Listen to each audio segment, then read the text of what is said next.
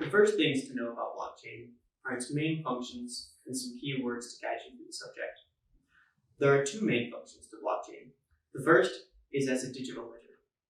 Now, just like a physical ledger, this simply means that it's a running list, continuous list, of all the transactions from the beginning, the first transaction, to the most recent.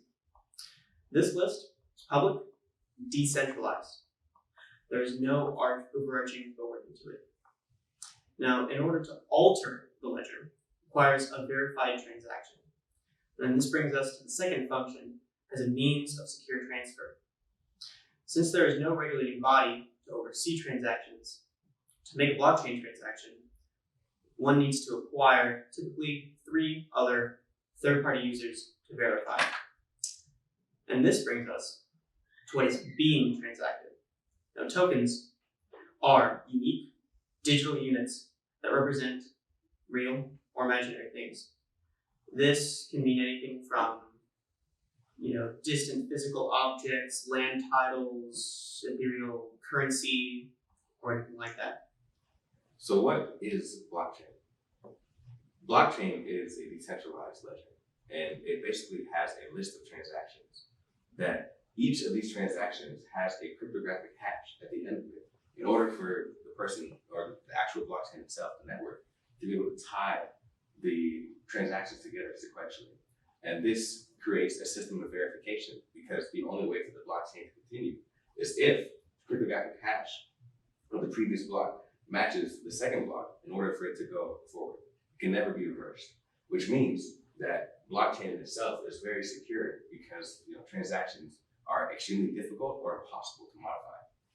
So each transaction is verified by a validator or a node. Basically, a transaction happens and there's 3 other computers who acknowledge that transaction has been completed and they verify it. And the transaction has gone through and can never be reversed. That is how blockchain maintains its security. And yes, the success of most blockchain now in terms of modern implementations to find a way to link it to certain legacy infrastructure, the old databases and the new technology. So one of the main aspects of blockchain, especially now in terms of consumer technology, is smart contracts, because smart contracts allow a way for you to digitally facilitate and enforce the transfer of a digital asset. So, for example, a website could have a certain sale of a certain item, right, and they allow you to pay with it for using cryptocurrency. Basically, that transaction would then be attached to your address, and the transaction itself is verified. So that has led into this new field of like NFTs, non-fungible tokens, in which people are using smart contracts to create one-of-one transactions and be able to sell those off because they're attached to some other value.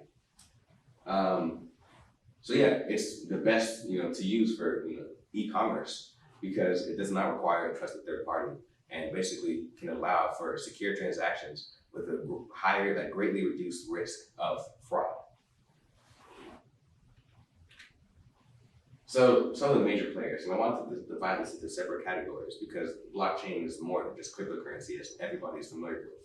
So of course, the first is cryptocurrency, and every cryptocurrency aims to basically, in the same way, create fast transactions that are secure and do not require you to use a bank. So you get to avoid, certain fees of maybe international transfer or anything like that, and that is what most cryptocurrencies aim to do. Some of the big ones like Bitcoin, which is the OG cryptocurrency and is a store of value. But then you have Ethereum and Cardano, which are more than that. They enable smart contracts. So there's a lot more potential for them because you can develop applications based on their network. And these are some other cryptocurrencies. Some of them are popular, but not as much. And another aspect that would be using cryptocurrency, or just not cryptocurrency, blockchain itself, is e-commerce, as I said in the previous slide, because you can use a smart contract and verify the transactions. So basically now, there's another aspect of blockchain that is becoming new, is because we started as networks and transactions are starting to increase, people want to be able to increase the scalability of the blockchain as well as the transaction speed. So we have certain things like Polkadot, Lightning Network, and Cosmos, which aim at in improving the scalability, right? That would be the Lightning Network and Cosmos. And then interoperability, right? So Polkadot is basically trying to create bridges between the networks, because right now, if somebody was trying to make a transaction from the Ethereum network and bridge it over into a different network, it's very expensive and it's not as inefficient. But these projects aim to create a solution to that. All right, so here are some statistics to give a context for the scope of the blockchain market. 60% of chief information officers across sectors are on the verge of implementing blockchain technology into their infrastructure. There's an estimated 8 to 12 billion in savings for banks who implement blockchain technology, and the global blockchain market is expected to grow to over 60 billion by 2024. So some of the advantages of blockchain. Obviously security, with the principles of cryptography, consensus, decentralization, tokenization, these sort of things. They make blockchain very secure because everyone can see what's going on. It's verified, and it is easy to go back and look at previous transactions. Also transparency. This really drives value for companies, especially with the high cost of going public and creating IPOs.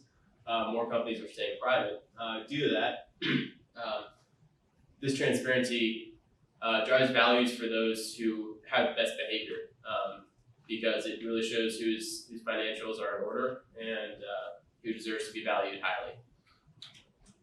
There are also some challenges to blockchain. One of the big challenges is scalability and efficiency. This is the ability to handle a large amount of transactions in a short period of time. As of right now, Visa can handle about 24,000 transactions per second, while Bitcoin, for instance, can handle about 4.6.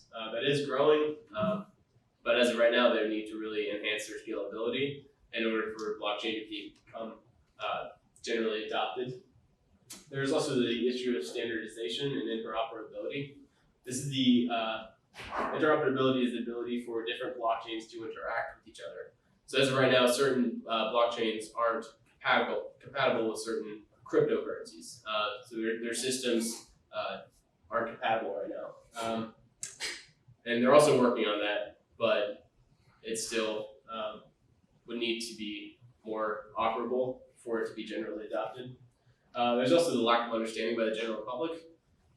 Most people don't really understand how blockchains or cryptocurrencies work, and that leads to them not trusting them as much as the traditional financial institutions and markets. So there needs to be a large amount of education for the public for blockchain to become adopted.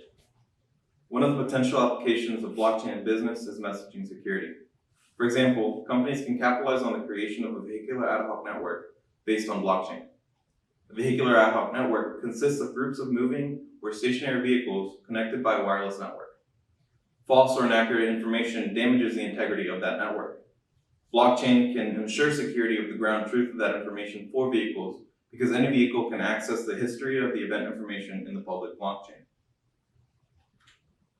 There's also the IBM Food Trust, which is a service provided by IBM that connects a network of growers, processors, wholesalers, distributors, manufacturers, and consumers, and in doing so increases the visibility and accountability of the food throughout that network.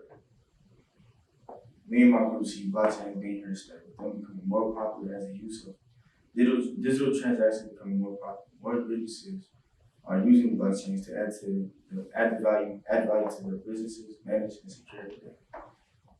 With each piece of information being time-stamped and organized today, blockchains will simplify how we do business, allowing for more information to be processed and allowing for more companies to run more efficiently, which adds to the appeal of integrating blockchains into the business.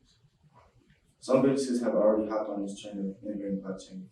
For instance, Formula One team Alfa Romeo and AskChain have integrated blockchain into the organization by managing how customers buy and sell tokens, and as well as how much revenue is being generated from these transactions. This interaction creates a good relationship between businesses and their customers by allowing them to feel a part of the business, that they are supporting. Blockchains add to the transparency of businesses by being an open ledger, allowing anyone to see the data and reduce fraud, and companies can see what errors must be fixed. Blockchains allow businesses to stay on top of trends and adjust what they need to satisfy customer needs. If you're interested in blockchain, there are plenty of YouTube videos and online courses that can help you further understand the blockchain.